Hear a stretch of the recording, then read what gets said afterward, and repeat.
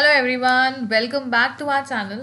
आज हम आपके लिए यूजीसी नेट कॉमर्स दिसंबर 2024 में होने वाले एग्जाम्स की एक और वीडियो लेके आए हैं। आज का जो हमारा चैप्टर है वो कॉर्पोरेट अकाउंटिंग का है, जिसमें आज हम पढ़ने वाले हैं लिक्विडेशन ऑफ अ कंपनी। तो लिक्विडेशन ऑफ अ कंपनी होती क्या है, आज हम उसके बारे में पढ़ेंगे। जब हम बात करेंगे लिक्विडेशन की, किसी भी कंपनी में अगर क्या होता है कि पैसा ही नहीं है कि वो आगे फर्दर चल पाए, तो उस केस में क्या होती है, कंपनी बंद हो जाती है। बट सिर्फ एक ही मेथड नहीं होता कंपनी बंद होने का, बहुत सारी चीज़ें होती हैं, बहुत सारी लीगल फॉर्मेलिटीज़ होती हैं, मेथड्स होते हैं। तो क्या होता है वो आज हम पढ़ने वाले हैं। Liquidation of a company is legal and formal procedure. ये बेसिकली क्या होता है, एक लीगल और एक फॉर्मल प्रोसीजर होता है through which a company's operation come to a halt. कि कंपनी के जो ऑपरेशंस होते हैं, कम टू अ हॉल्ट मतलब बंद हो रहे होते हैं, उसके सारे एसेट्स क्या होते हैं, बिक जाते हैं। और उसकी वजह से क्या होता है, सारी जितनी भी लाइबिलिटीज़ होती हैं वो भी सेटल करना पड़ता है। एसेट्स क्या हो गए कंपनी के, जैसे मान लो कि दो तरीके के एसेट्स होते हैं, फिक्स्ड एसेट्स और करंट एसेट्स। फिक्स्ड एसेट्स हो गए land, building, plant and machinery. Current assets हो गए जैसे मान लो कि कोई भी डेटर्स हो गए, बिल्स रिसीवेबल हो गए, कैश हो गया, बैंक बैलेंस। तो ये सब क्या हुआ, एसेट्स का पार्ट है। तो जितने भी एसेट्स होते हैं वो क्या हो जाते हैं, सेल आउट करने पड़ते हैं, पैसा रिसीव करते हैं, बेच के सारा पैसा रिसीव होता है, तो मतलब इनफ्लो ऑफ कैश हुआ। और जितनी भी लाइबिलिटीज़ होती हैं मतलब वो क्या करनी होती है, पे ऑफ करनी होती है, मतलब आउटफ्लो ऑफ कैश, बाहर पे ऑफ करा। जितनी भी लाइबिलिटीज़, जितने भी लोन्स लिए हुए थे, डिबेंचर्स हो गए, सब पे ऑफ हो जाते हैं। The primary objective of liquidation is to convert the company's assets into cash. Main उसके क्या होता है, करना क्या होता है लिक्विडेशन की वजह से, जितने भी कंपनी के एसेट्स हैं उसको किस में कन्वर्ट करना, कैश में। क्योंकि पैसा आएगा तभी जितने भी आउटस्टैंडिंग डेट्स होंगे, लाइबिलिटीज़ होंगे, ऑब्लिगेशंस होंगे, उसको क्या करा जाएगा, सेटल किया जाएगा, डिस्ट्रीब्यूट किया जाएगा। ठीक है। तो बेसिकली दो चीज़ें होगी, कंपनी के एसेट्स क्या होंगे, कैसे सेट ऑफ होंगे, जब एसेट्स को बेचोगे पैसा रिसीव होगा, उसी पैसे से क्या करेंगे, कंपनी के डेट्स और ऑब्लिगेशंस को सेट ऑफ किया जाएगा। तो बेसिकली ये पूरा प्रोसीजर होता है लिक्विडेशन ऑफ अ कंपनी का। ठीक है। Next,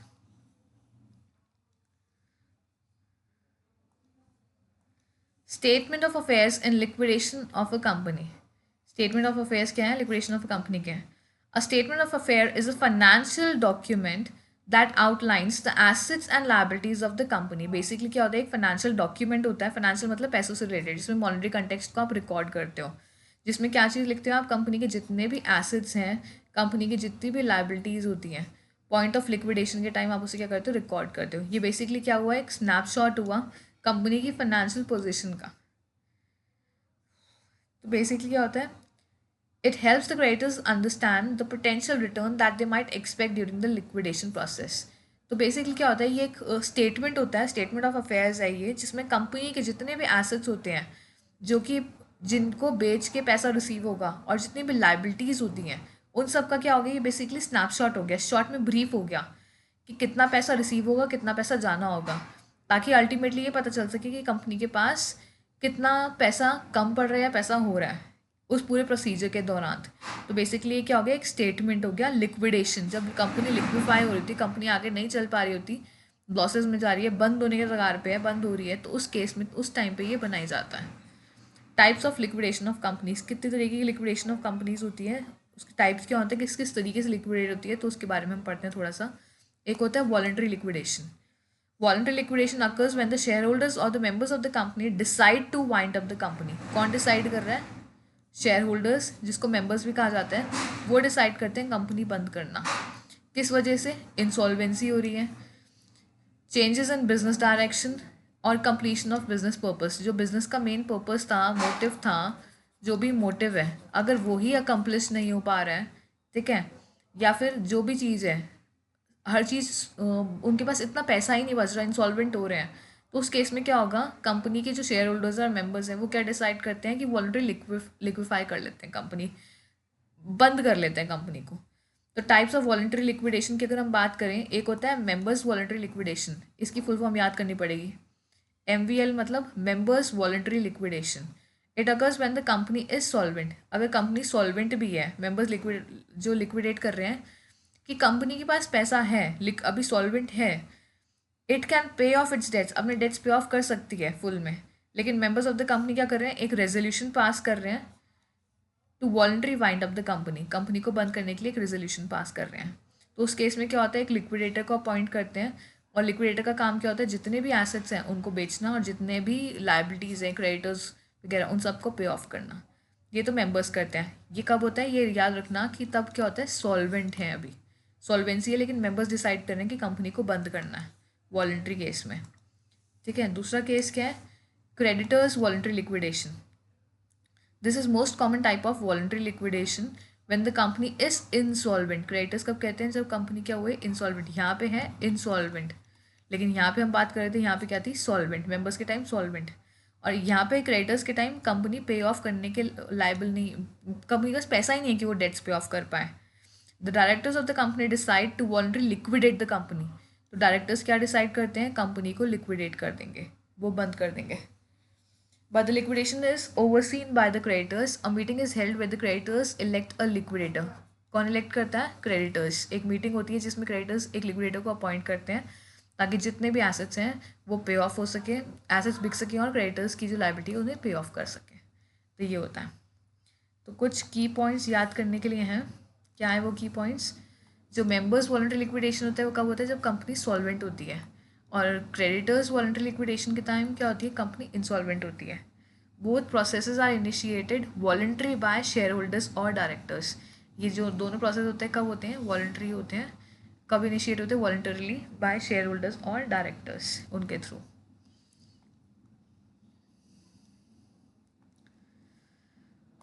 compulsory involuntary liquidation. ठीक है, जब एक हो गया वॉलंटरी, जानबूझ के खुद अपनी मर्जी से बंद करना।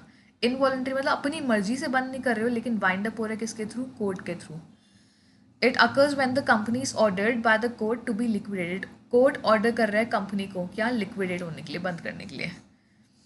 ये कब इनिशिएट होता है, ज़्यादातर कब इनिशिएट होता है, by a creditor, but can also be request by the company itself. Company खुद भी रिक्वेस्ट कर सकती है इट्स शेयर होल्डर्स और stake holders if company is insolvent. ये बेसिकली होता है क्या, वाइंडिंग अप प्रोसेस होता है जो कि इनिशिएट होता है कोर्ट के थ्रू। कोर्ट कहती है कि कंपनी को बंद होना चाहिए, तो उस केस में कंपनी लिक्विडेट हो जाती है।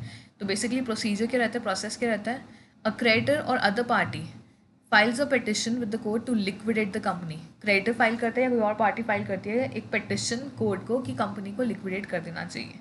It can be any reason कि कंपनी पे ऑफ नहीं कर पा रही है उनके डेट्स बैक टू बैक, तो उस केस से में भी हो सकता है।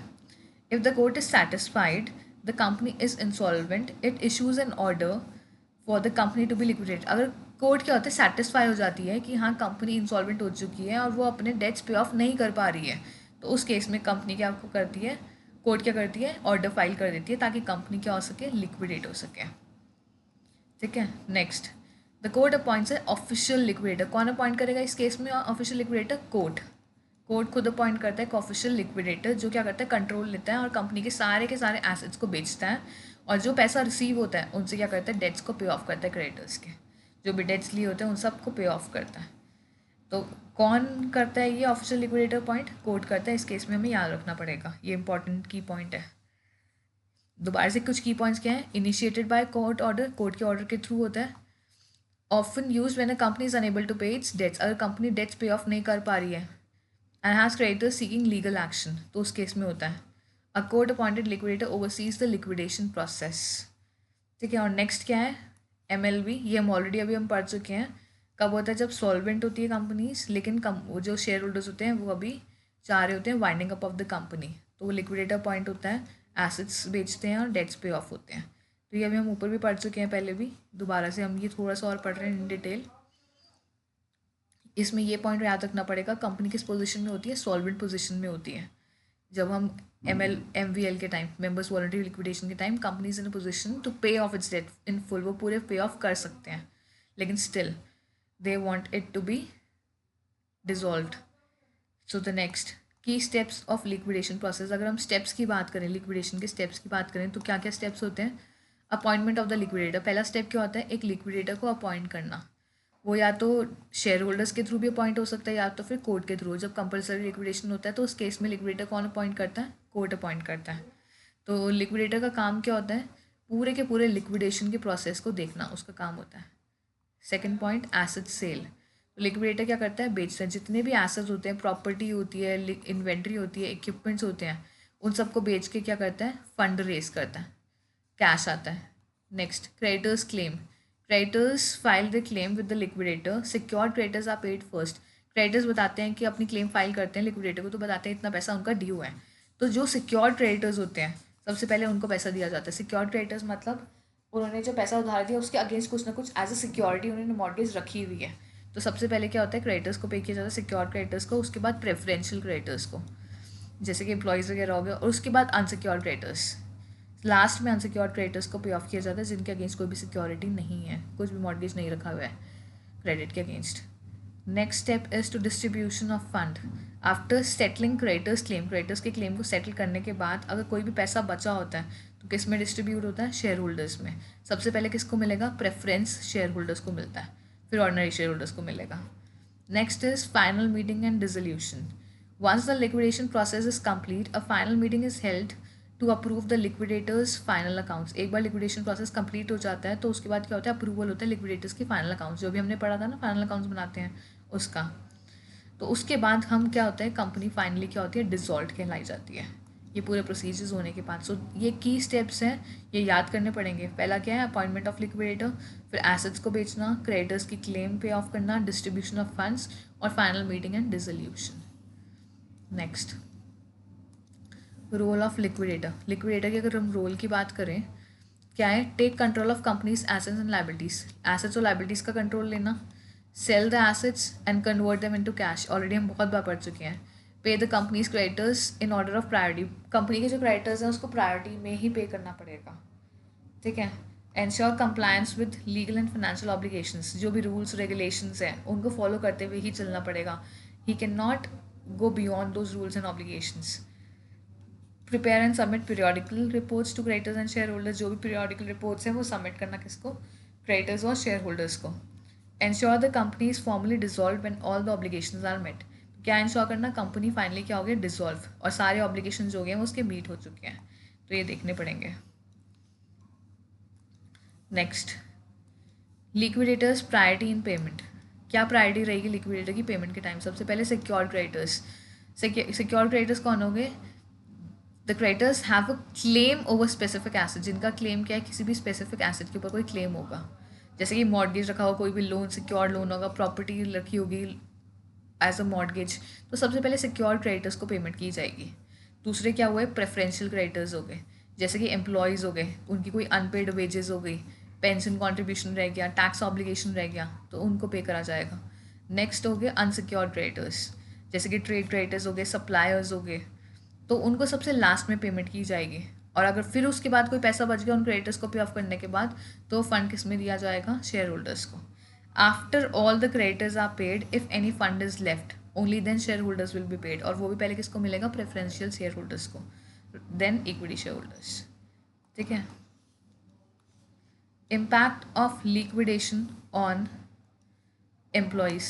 एम्प्लॉयज़ पे क्या इम्पैक्ट पड़ता है लिक्विडेशन का, employment termination. Employees of the company are typically terminated when the company enters into liquidation. तो एम्प्लॉयज़ को क्या हो जाता है, टर्मिनेशन होता है, क्योंकि आगे अगर कंपनी नहीं चलेगी तो वेजेस सैलरी कैसे देंगे, तो जो भी आउटस्टैंडिंग वेजेस सैलरी वो देना इतना डिफिकल्ट हो जाता है, तो और एक्स्ट्रा कैसे देंगे, कंटिन्यू कैसे रखेंगे, तो उनका जो एम्प्लॉयमेंट जो होता है दैट इज़ टर्मिनेटेड। नेक्स्ट है employee claim. Employees can submit a claim for unpaid salaries, अगर कोई अनपेड सैलरी होगी तो एम्प्लॉय क्या कर सकते हैं, क्लेम कर सकते हैं अपनी सैलरी, जो भी एक्स्ट्रा बेनिफिट उनका बचा होगा वो क्लेम कर सकते हैं अगर कोई भी पेमेंट ड्यू होगी। Their claims are given priority over the unsecured creditors, तो अनसिक्योर्ड क्रेडिटर्स को पे करने से पहले उनको प्रायोरिटी दी जाएगी उसके कंटेक्स्ट में। Next is tax implication in liquidation. क्या क्या टैक्स इम्प्लीकेशन हैं लिक्विडेशन में, tax liabilities. The company's outstanding tax liabilities, corporate tax, VAT must be settled before any remaining assets. कोई भी कॉर्पोरेट टैक्स होगा, वैट होगा, अब तो वैट नहीं चल रहा है वैसे, तो उससे क्या होगा, जो भी कोई और टैक्स होगा तो क्या होगा, पहले सेटल होगा किसके बियॉन्ड, जो भी एसेट्स पे कर रहे हैं उसके पहले। Tax on sale of assets, the sale of company's assets could trigger tax implications such as capital gain tax, liquidator must consider। देखो अगर कोई भी आप assets बेचते हो तो उस पर क्या होता है, कैपिटल गेन, जैसे long term capital gain, short term capital gain आपने पढ़ा होगा, if you keep any asset for more than 1 year, so it it affects what, long term capital gains, so that needs to be consider. तो liquidator को वो सब देखना पड़ेगा कि कोई टैक्स इंप्लीकेशन तो नहीं और लॉन्ग टर्म कैपिटल गेन तो नहीं लग रहा, या अगर 1 साल से कम टाइम पीरियड लग रहा है शॉर्ट टर्म कैपिटल गेन तो नहीं लग रहा, किस चीज़ से हो रहा है, किस तरीके से उसे टैकल करेंगे वो उसको कंसिडर करना पड़ेगा। Final tax return, the company must file a final tax return and the liquidator is responsible for ensuring all taxes owed are paid during the liquidation process. तो लिक्विडेटर को ये देखना बहुत इंपॉर्टेंट होता है कि जितने भी टैक्सेस हैं क्या वो टाइमली पे ऑफ हो रहे हैं या नहीं हो रहे हैं, तो वह सब चीज़ कंसिडर करनी is very important. Dissolution of the company. After the liquidation process is completed, the company is officially dissolved. एक बार क्या होता है, पूरा प्रोसेस कंप्लीट हो जाए तो कंपनी क्या हो जाती है, फाइनली क्या हो जाती है, डिसॉल्व हो जाती है। ये फाइनल स्टेज होती है when the company ceases to exist as a legal entity. एक फाइनल स्टेज होती है कि कंपनी क्या होती है, फाइनली डिसॉल्व हो जाती है। A formal application to the relevant company registry और अथॉरिटी, एक फॉर्मल एप्लीकेशन सबमिट होती है। Submission of final accounts reports including liquidator's final report, तो ये सब सबमिट होता है। नोटिफिकेशन दी जाता है स्टेक होल्डर्स को कि कंपनी फाइनली क्या हो गई है, डिसॉल्व। तो ये बेसिकली पूरा प्रोसीजर रहेगा डिसोल्यूशन का। हम थोड़ा फास्ट चल रहे हैं क्योंकि हमें काफ़ी सारा कोर्स कंप्लीट करना है, काफ़ी सारे लेक्चर्स हैं, तो हम बहुत शॉर्ट में और बहुत फास्ट अपने सिलेबस को कवर करने की कोशिश कर रहे हैं ताकि हमारे की पॉइंट्स ना छूटें, बट हम जल्दी जल्दी हर चीज़ कवर कर लें। कॉम्प्लिकेशंस इन लिक्विडेशन, क्या क्या कॉम्प्लिकेशंस आ सकते हैं लिक्विडेशन के दौरान। एसेट डिस्प्यूट, डिस्प्यूट में arise over ownership of their assets, certain assets specially in the company has multiple stake holders और creditors with the competing claims. कई बार क्या होता है, एसेट को लेकर डिस्प्यूट हो सकता है, उसकी ओनरशिप को लेकर डिस्प्यूट हो जाता है, तो वो प्रॉब्लम अराइज होता है लिक्विडेशन के टाइम पे। अगर मोर देन वन ओनर है कि पर्टिकुलर एसेट का, तो उस केस में डिस्प्यूट्स हो सकते हैं। Incomplete asset sales, in some cases companies assets may not be able to be sold at the expected value, reducing the funds available to pay the creditors। कई बार जितनी expect करते हो उस तरीके से नहीं सेल आउट हो पाता, पूरे नहीं हो पाते एसेट सेल, तो उस केस में भी प्रॉब्लम आ सकती है। कुछ लीगल चैलेंजेस आ सकते हैं लिक्विडेशन प्रोसेस के टाइम में, अपॉइंटमेंट ऑफ लिक्विडेटर के टाइम पे, या एसेट डिस्ट्रीब्यूट करते वक्त, तो उस केस में भी ये कॉम्प्लिकेशंस आ सकती है लिक्विडेशन के टाइम पे। ऑल्टरनेटिव टू लिक्विडेशन, क्या क्या ऑल्टरनेटिव है लिक्विडेशन के दौरान। In certain cases, a company may choose alternatives to liquidation, such as administration. A company can enter into administration as a means of restructuring its debts and attempting to return to profitability. कई बार क्या करते हैं, company क्या करती है, restructure करती है अपने डेट्स को, कि वो ये नहीं कहती कि हम पूरे लिक्विडेट कर रहे हैं, बट उस चीज़ को रीस्ट्रक्चर कर लेती है। Company's voluntary arrangement, CVA. This is formal arrangement between a company and its creditors to pay off its debts over a period of time while continuing to trade. तो एक फॉर्मल क्या हो जाता है, एक अरेंजमेंट हो जाता है, वो अपनी कंपनी अपने क्रेडिटर से बात कर लेती है कि इस तरीके से आपके डेट्स पे ऑफ करेंगे इतने टाइम पीरियड में। तो ट्रेडिंग तो कंटिन्यू रहती है, लेकिन वो टाइमिंग डिटरमाइन कर लेते हैं कि कब कब वो डेट्स पे ऑफ करेंगे। तो ये बेसिकली क्या ऑल्टरनेटिव है, किसके अगेंस्ट, लिक्विडेशन के अगेंस्ट। तो आज हमने जो पढ़ा है पूरा लिक्विडेशन के बारे में पढ़ा है, क्या कॉम्प्लिकेशन रह सकती हैं, डिज़ोल्व कैसे कर सकते हो, टैक्स इम्प्लीकेशन क्या हो सकती हैं, एम्प्लॉयज़ पे क्या इम्पैक्ट पड़ सकता है, किस तरीके से लिक्विडेशन की पेमेंट होंगी, रोल क्या होता है लिक्विडेटर का, क्या स्टेप्स हैं लिक्विडेशन के, क्या प्रोसेस है और मेथड्स क्या हैं, वॉलंटरी या फिर कंपलसरी लिक्विडेशन।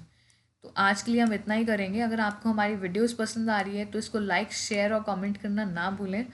कोई भी क्वेश्चन होगा तो आप हमें कमेंट सेक्शन में लिख सकते हैं। आज के लिए इतना ही, मिलते हैं अगले वीडियो में। Okay, bye bye, see you in the next video.